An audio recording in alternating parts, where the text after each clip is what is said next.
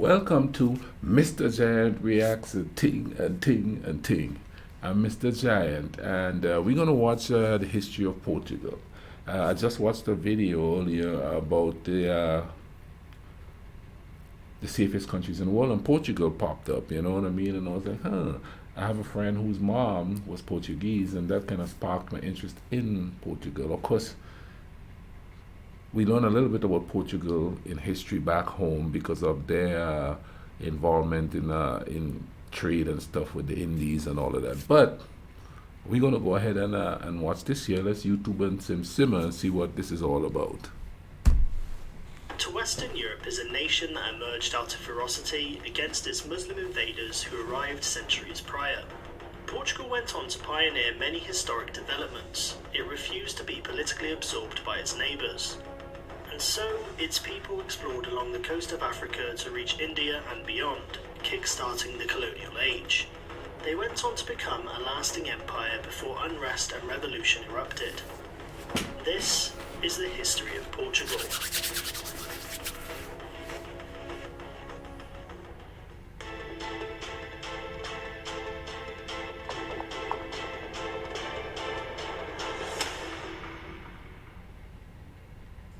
Thousands of years ago, the Iberian Peninsula was home to several different tribes. Greeks and Phoenicians established strings of trade colonies in this region, and from here Phoenician voyages began along the Algarve coastline. These interactions faded over time, and the region became of paramount interest to the great powers of the day. The Carthaginians established control over parts of Iberia before conflicts escalated with the Romans. Rome had emerged as the great power in the Mediterranean, and invaded the Iberian Peninsula during the Second Punic War against Carthage. Provoked by raids from western Iberia, they conquered more territory, but met fierce resistance from the Lusitanians and other Indo-European tribes. For decades, the Lusitani fought. During the leadership of Viriatus, the Lusitanians fought a bold and relentless war against the Romans, fighting numerous legions and great generals, inflicting a series of humiliating defeats upon them. Their triumphs would not last, as following his death, the Romans defeated them. The Iberian Peninsula became fully integrated into the Roman world. Many Roman cities developed from pre-existing Iron Age settlements, such as Lisbon, Porto, and Coimbra, while other cities such as Braga were founded by the Romans. With the Roman Empire falling into decline, several Germanic tribes invaded the peninsula and eventually formed several short-lived kingdoms. The Suebi managed to firmly establish themselves in the region with their capital Braga, while most of Iberia fell under the control of the Visigoths. The Visigoths would eventually conquer the Suebi kingdom and gain control of Iberia. The Visigoths converted to Catholicism, and the structure of society did not differ greatly from its predecessor, although in essence it was a warrior-like society. By the late 7th century, the kingdom was struck by famine and plague, which led to a heavy death toll, economic problems, and labour shortages. Across the Mediterranean, a new force had swept across North Africa, the Umayyad Caliphate. At the time, the Visigothic kingdom was internally weak and politically unstable. It was ruled by King Roderick, who had recently seized the throne. In 711, the Berber general Tariq ibn Ziyad crossed the Straits of Gibraltar with 7,000 troops unopposed. While Roderick was busy subduing a rebellion by the Basque, Tariq began to plunder a number of Visigothic cities before King Roderick assembled a force and marched south. The two sides met at the Battle of Guadalete, and the Visigoths suffered a devastating defeat. The next 6 years saw the almost all-out conquest of the peninsula. Some Visigoths fled north seeking refuge in the Christian kingdom of Asturias, protected by its mountainous terrain, and would serve as resistance to the Muslim invaders. Muslims called their new conquest in Iberia Al-Andalus, and it became a region of scientific progress. Though many Jews, Muslims, and Christians lived alongside each other, those who did not follow Islam were considered inferior, and had to pay a heavy tax known as the jizya tax. When the Umayyad dynasty were overthrown and replaced by the Abbasids, a young prince managed to escape and took refuge. This prince was Abdul Rahman, and in the city of Cordoba he proclaimed himself emir of an independent Umayyad state. Over time, the emirate weakened and eventually collapsed into a number of independent states. Christians within Asturias began to grow bolder in their attacks, and several Christian kingdoms emerged. Many young Christian princes and knights were summoned from across Europe to aid in the fight against the Moors, in what became known as the Reconquista, or the Reconquest. You know, every time I watch these historic videos, it seems like a lot of the times, not all, quite a bit of the time though, it's a fight between Christian and Islamic forces, or people proclaiming to be of either side. This is 1082 AD. This is 1082 AD. And to this day, politicians are still using that to create friction. 1082 AD. It is 2022. And they're still using those two spiritual ideologies, I should call it, to be respectful, to cause conflict. That's a long time, people. During this time, Alfonso VI of Leon invited a Burgundian knight to his court named Henry, and he became Count of Portugal with his marriage to Alfonso's illegitimate daughter Teresa. In time, Henry's son Afonso Henriques proclaimed himself Prince of Portugal after a quarrel against his mother, and soon after he became king. Meanwhile, a new wave of Berber invaders known as the Almoravids subdued the various emirs to found their own dynasty, who were in turn replaced by the Almohads. Stirred by hatred, several Portuguese kings carried on the fight against the Moors until the Algarve was conquered, securing Portuguese rule. Although they would still need to discourage their most powerful Christian neighbour, Castile, who for now were still fighting off their enemies. After the passing of King Fernando, Portugal sank into a dynastic crisis. King Fernando's half-brother, João of Aviz, was the illegitimate son of Pedro I, the predecessor of Fernando, and he assumed de facto control of Lisbon. King Juan of Castile invaded Portugal to enforce his claim to be king, and the two kings met on the battlefield.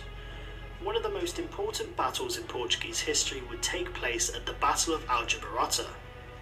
The Portuguese army, estimated to have been around 7,000 soldiers, took defensive positions on a nearby ridge, ready to fight against the Castilian army, perhaps numbering 20,000 troops. In a battle lasting barely an hour, it is said that Juan's forces were utterly defeated. The invading force disintegrated, and Juan's campaign ended in failure.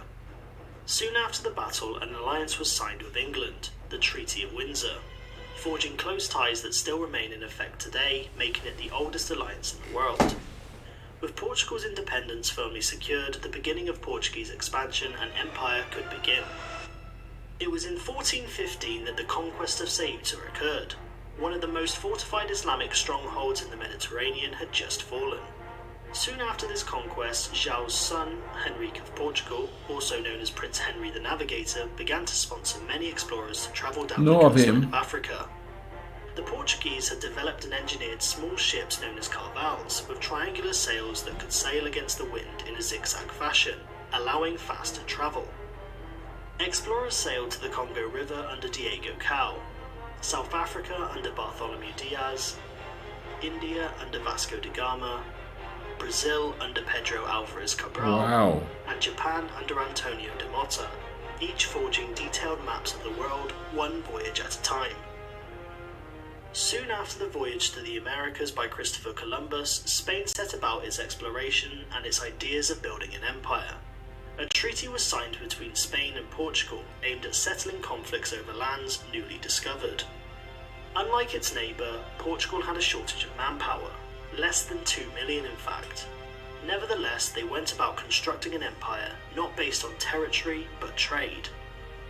They set up military garrisons and trading posts to trade but also to wage several wars against its rivals. So that explains the not so in-depth discussions of Portugal during those times, because their power was in trade. Let's say they colonized the trade, for lack of a better term. And it's easier to explain colonizing land than controlling trade, because trade would probably easy. It would probably be easier to conquer trade. Does it make sense? You know what I mean? Somebody's going to come up with a better ship, a faster ship. You know what I mean? A faster route to something. You know what I mean? That would sort of make the existing trade routes null and void. So could that be one of the reasons why they fell so fast from being a superpower? Britain, on the other hand, they colonized the lands. They took land. So did Spain. It's prevalent in the Caribbean and South America. Let's get back to this video here. It's interesting to think of. These rivals were mainly the Ottomans and her allies, who were often It was the competing Ottomans for control again. of the spice trade within the Indian Ocean, where several trading posts had been set up. Its empire may have committed misdeeds, such as opening up the transatlantic slave trade, but was far less cruel compared to other empires. Colonization of land also introduced many to their language. Today, Portuguese is the 6th most spoken language in the world, with over 250 million speakers worldwide. Portugal was once again thrown into political turmoil at the death of King Sebastian. He had set out on campaign into Africa, but had left no heirs to his throne following his death. Amid the dynastic crisis, King Philip II of Spain invaded Portugal to form a personal union, the Iberian Union, merging the crowns of Spain and Portugal. Portugal remained an independent state under the first few Spanish kings, until King Philip IV made Portugal a province of Spain and removed Portuguese nobles from positions of power. It was during this union other European powers started to annex Portugal's colonies, most notably the Dutch, who stole the spice trade and tried to annex Brazil. The loss of colonies angered many in Portugal, and the Portuguese Restoration War began, led by João IV, who succeeded in gaining independence. In the 18th century, Portugal saw one of history's deadliest earthquakes. It occurred in the city of Lisbon, and is estimated to have had a magnitude of 8.5 to 9 on the Richter scale, killing 10,000 to 100,000 inhabitants. So according to the video, they did have some colonies. Of course they did, you know, because some people speak Portuguese in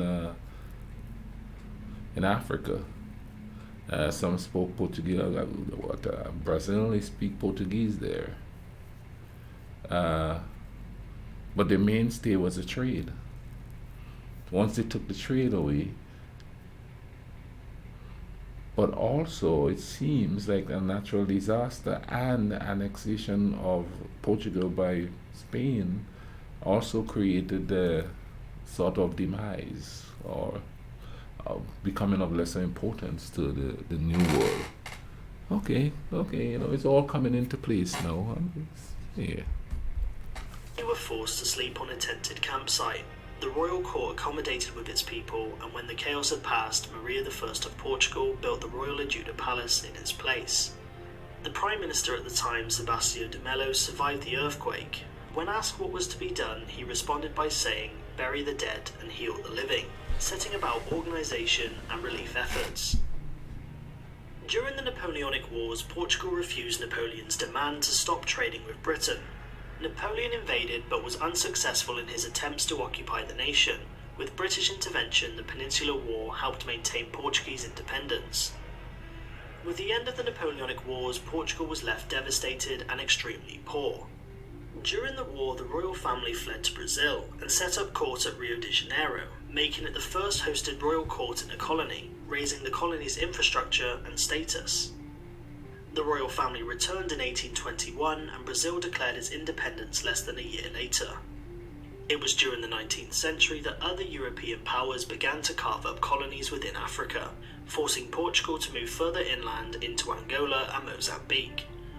In 1890, a British ultimatum was delivered to Portugal asking for the retreat of Portuguese military in the land between the Portuguese colonies of Mozambique and Angola. The area had been claimed by Portugal, but this clashed with British aspirations to create a railroad link between Cairo and Cape Town. This diplomatic clash led to several waves of protest and prompted the downfall of the Portuguese government. 1910 is the year in which Portugal underwent the most critical regime. It involved the alteration in the sequence of its national history, terminating the monarchy and becoming a republic. During the First World War, Portugal joined the side of the Allies, supplying troops and aid at the loss of 12,000 troops. Following the war, political chaos, several strikes, and considerable economic problems led to a military coup in 1926. Portugal got into a long period of right-wing dictatorship under the leadership of Antonio Oscar de Frague's Carmona. After crushing a revolution, Carmona was elected as the president. But economic chaos confronted Carmona, and he was forced to hand over the country's finances to a Professor Antonio de Oliveira Salazar. Salazar was able to bring the country's finances in order rapidly. Salazar was so good in construction such as railways and power stations, but used censorship and a secret police to quell opposition. Under Salazar, Portugal remained officially neutral in World War II and traded with both sides, and following the war became one of the founding members of NATO in 1949 and the European Free Trade Association in 1960. In 1968, he acquired a stroke and was replaced by Marcelo Caetano. Marcelo was removed from power during the Carnation Revolution. Without a single gunshot, Portugal's Third Republic was born and moved towards a democratic system of government. It was during this year that colonies around their empire started to break away and its empire officially ended in 1999. Portugal left a profound cultural and architectural influence across the globe. It remains a developed nation with over 10 million inhabitants. Its most important industry is tourism, which is largely as a result of its fascinating history. To Western Europe is a nation that... Wow. 1999. 1999. That's not a long time ago. That's crazy, ain't it? Man, I hope you guys enjoyed this video here with me. You know, I'll leave links and stuff so that you all could go check out other videos that I have on history of countries and things like that. And I'll leave a link in the description for this video, alright? Hope you guys are taking care of each other. Cool runnings.